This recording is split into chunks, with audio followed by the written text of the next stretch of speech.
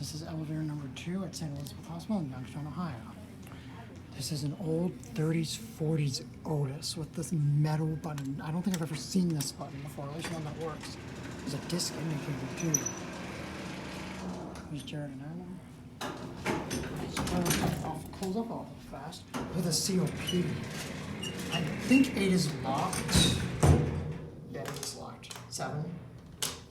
Here you go. That indicator is replaced. I think it's mostly burned out.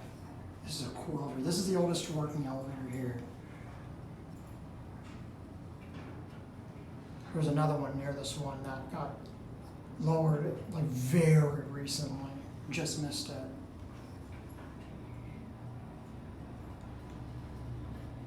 It's 7.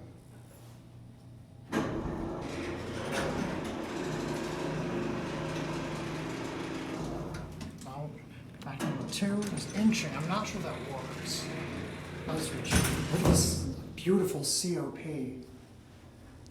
It's a hospital-sized cabinet. It's a neat old cabinet. Look at that.